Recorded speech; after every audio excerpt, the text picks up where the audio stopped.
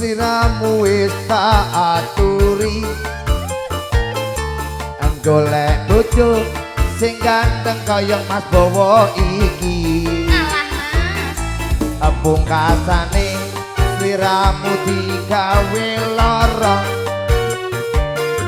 ora murung saiki ne dadi ronda nanging biyen Mas kabeh kuwi wis ketajon ibarat bubur ra bakal dadi sego mula keton kowe iki tanpa upama ngerti ngono lamaranmu sing tak tampa ketut to ta Kak Mas sok tuwek yo ngene asem tuwekku ngene sesuk Dik.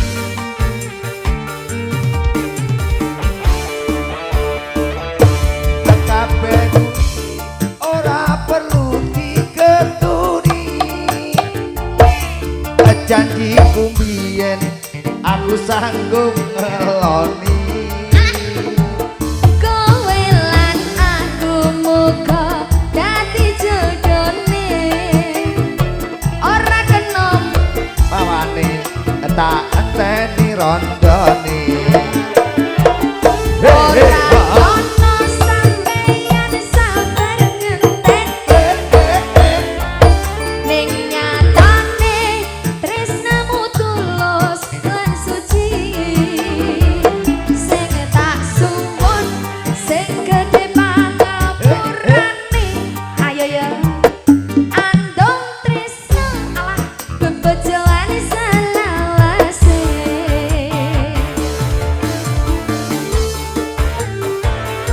Dewanga Music.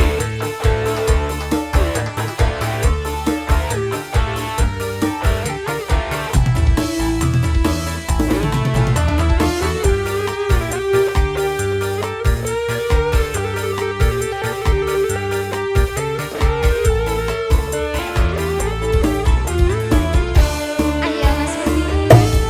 biyen kula sliramu wis tak aturi golek bojo sing bagus kaya maruk iki Bangga bagus Pak Ujo katane sliramu digawe lara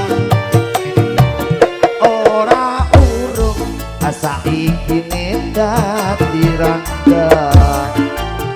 nanging riyen kabeh tumpai ibaratku merabak dadi sego mula keton kuwi iki tanpa upama ngerti ono lamaranmu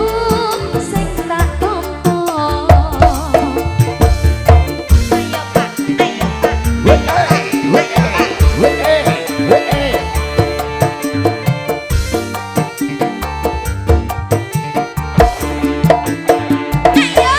kabeh iku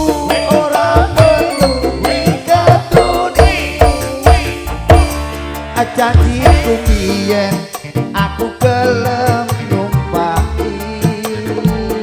kowe lan aku muga dadi jodone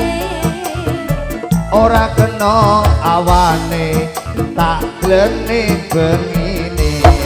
ora ono Wes. sampeyan sabar ngenteni ning nyatane tresnamu